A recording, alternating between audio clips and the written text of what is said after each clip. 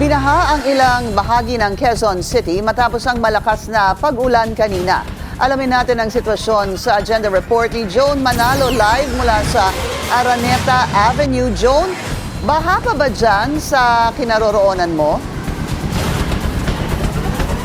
Pinky, bagamat tumigil na ang pag-ulan dito sa Araneta Avenue sa Quezon City at humupa na rin ang pagbaha, ay nananatili pa rin ang mabigat na daloy ng trapiko dito, lalo na dito sa southbound lane. Mayroon na rin mga daan sa iba't ibang bahagi ng Quezon City na pansamantalang isinara dahil sa pagbaha. At dito naman sa Araneta Avenue nga, babalikan lang natin na onte.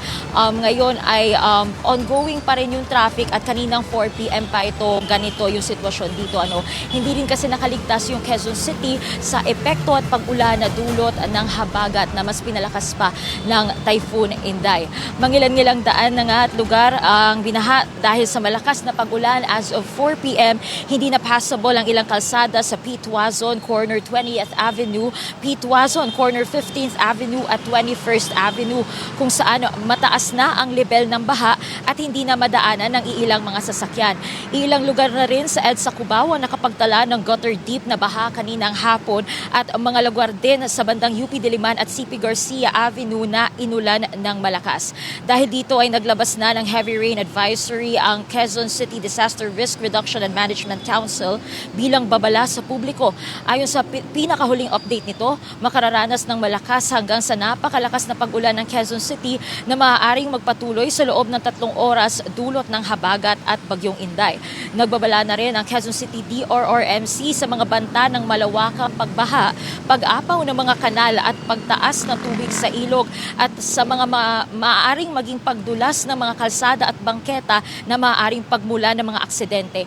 Inaasahan din anya ang zero visibility kung magkakaroon man ng matinding pagbuhos ng ulan, kaya pinapaalalahanan ng mga motorista na huminto muna sa biyahe kung kinakailangan. Nakaranas din ng malakas na pag-ulan sa Maynila kaninang hapon na sinabayan din ng mabigat na daloy ng trapiko mula sa Quiapo papuntang Espanya Boulevard. Base naman sa latest 24-hour public weather forecast ng Pag-asa na inilabas kaninang alas 4 ng hapon, maaring makaranas ng paminsan-minsang pag-ulan sa buong Metro Manila dahil sa habagat.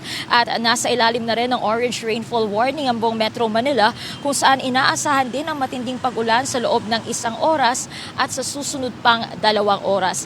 Nananatili namang nakaantabay ang Quezon City DRRMC bilang paghahanda sa maaaring maging epekto ng habagat at ng Typhoon Inday, at pinapayuhan na rin nila ang lahat na manatiling nakaantabay sa kanilang social media pages para sa mga pinakabagong updates mula sa kanila at maging sa Quezon City LGU.